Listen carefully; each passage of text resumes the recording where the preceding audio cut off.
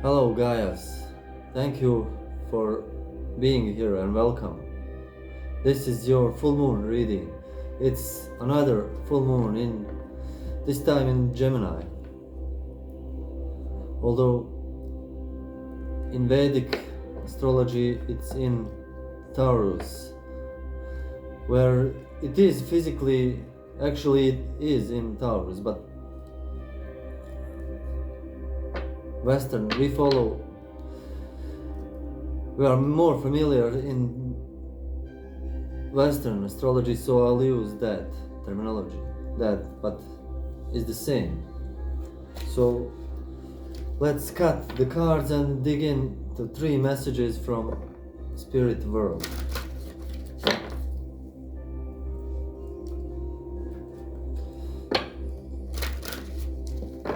So I hope this finds you in the perfect timing and in perfect setting to receive this message. This is for your highest and greatest good, for your clarification, confirmation, and your benefit only.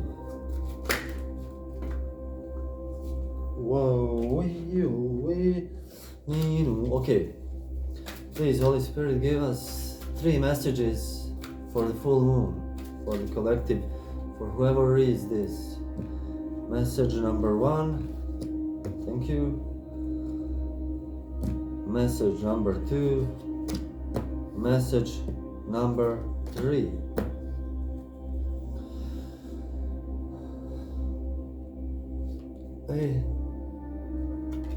Eight of Wands in the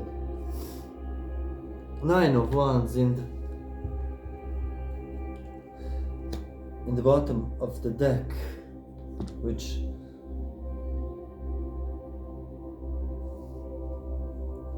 speaks of hard work and finishing up the cycles. So let's pull one rune stone. Please, Odin, give us one rune. Explains energy. Okay, we have Othala. This is a huge stone, big one. Let me see what it represents.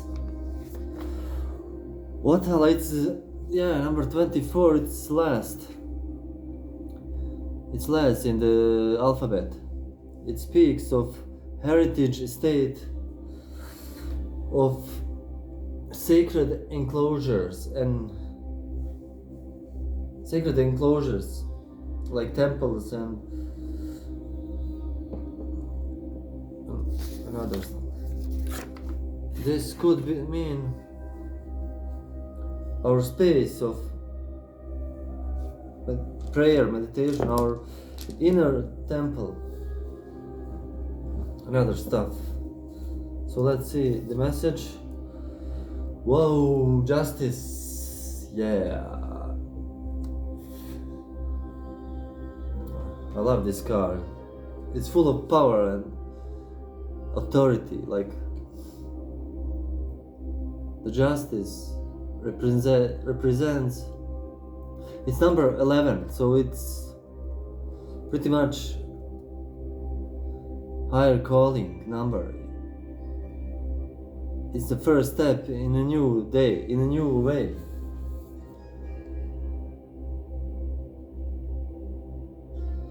Justice has been served from God, from the creator of all.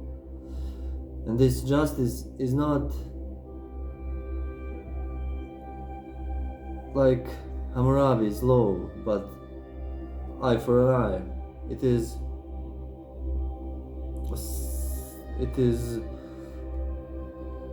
more deeper, sacred justice, speaking from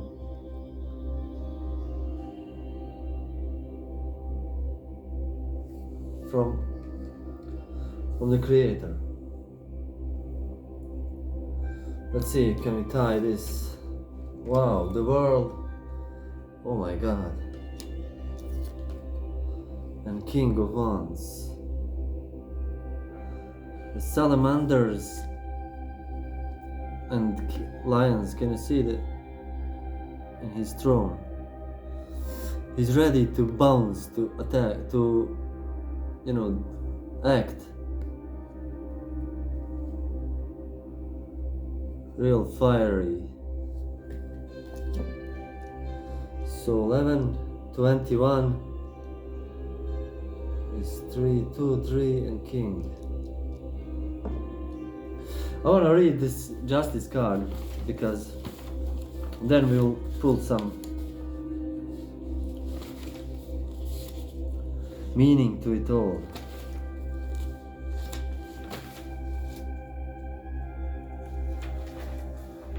Justice.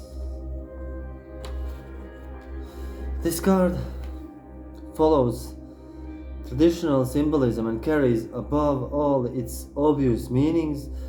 There is a little to say regarding it outside the few considerations collected, to which, it will be seen.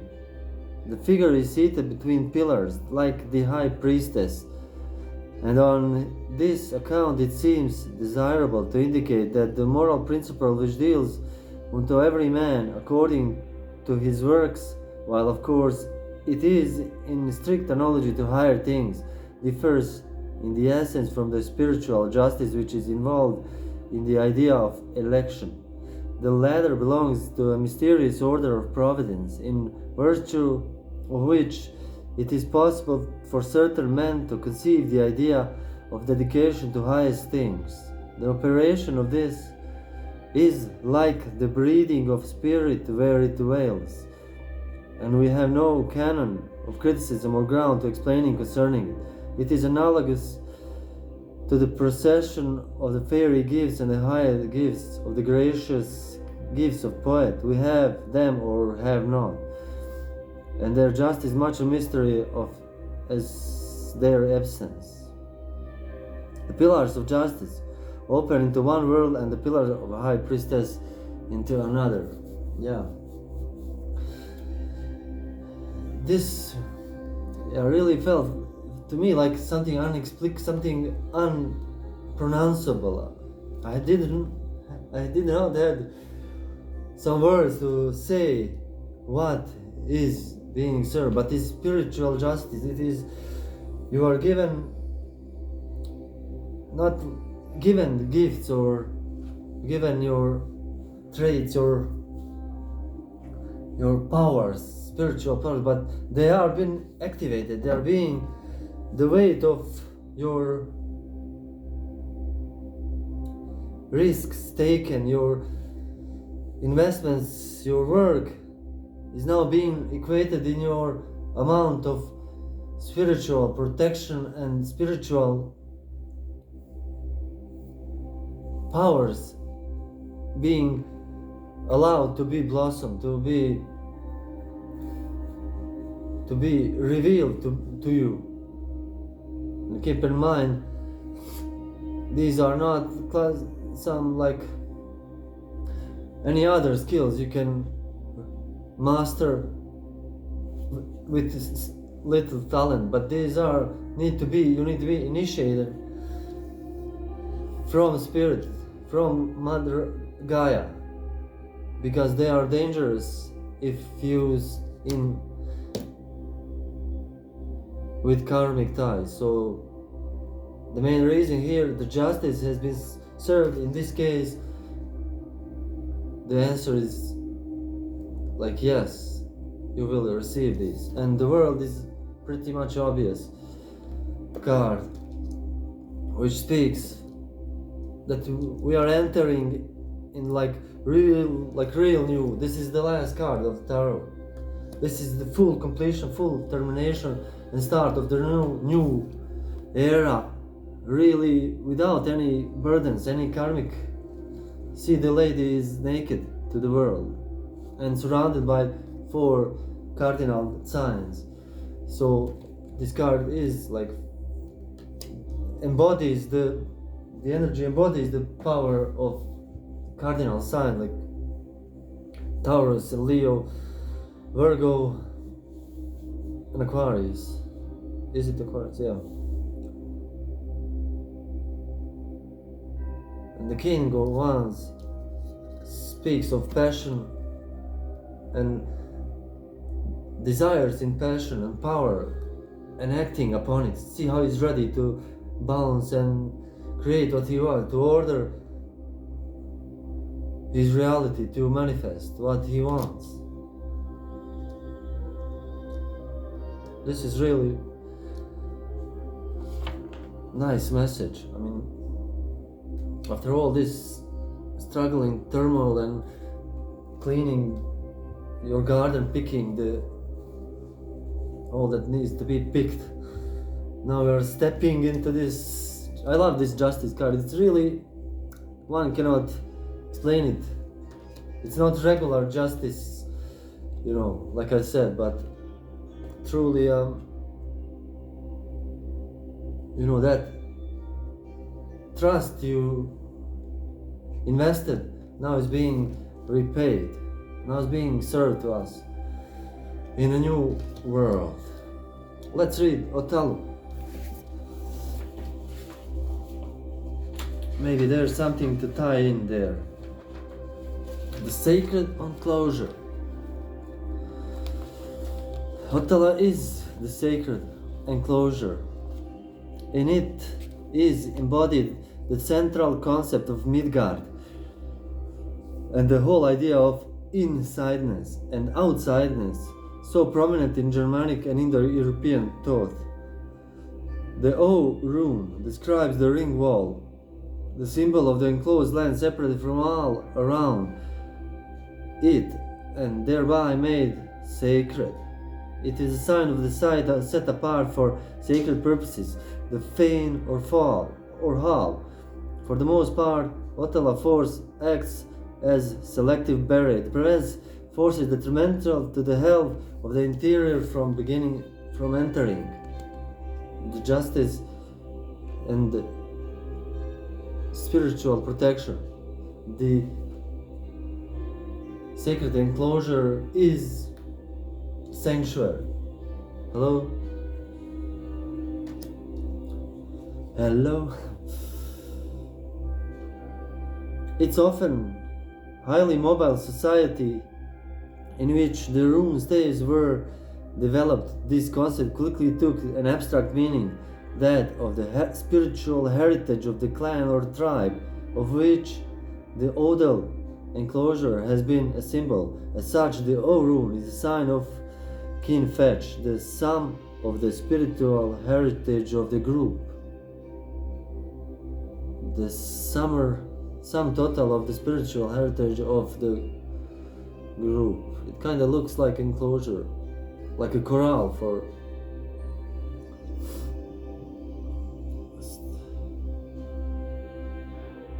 this is metagenetic concept, and as such cannot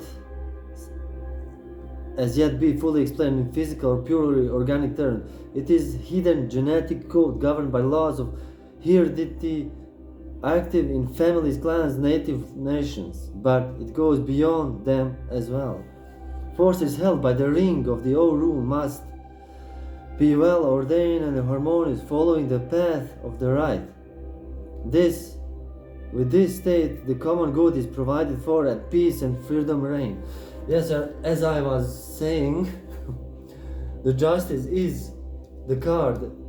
I mean, that the card is speaking of this sacred enclosure, this space of being held in protective code that prevents outside forces that want to force something. Everything that comes in our energetic is only for our highest good and only for our development, and only that comes in is that being revealed is ours. Those are our demons, our negativities. Those are not attacks from beyond. We are enclosed and protected. This is, you can trust this for sure. I mean, we have 3 confirmations here.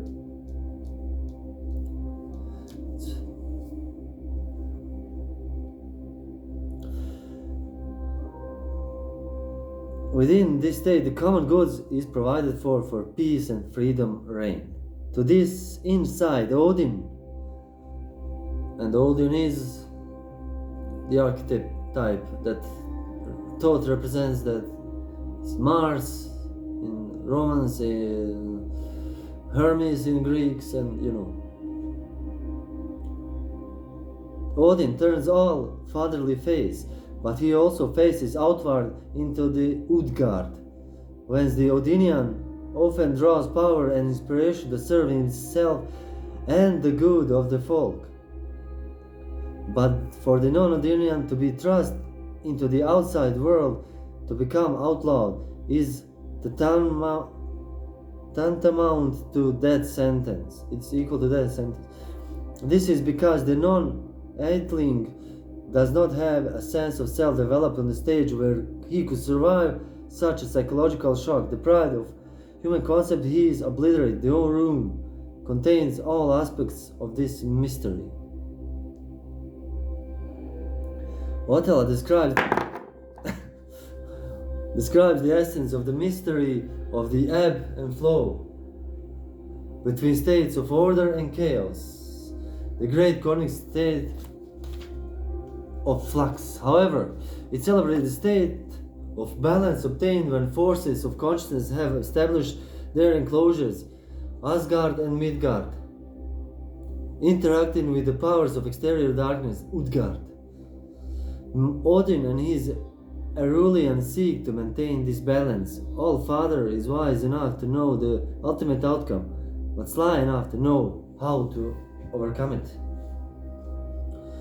So yes, this is the balance that is being restored, is being now obvious, now shown to us, now being experienced. And this is what is represented in all these cards. The world is really new beginning.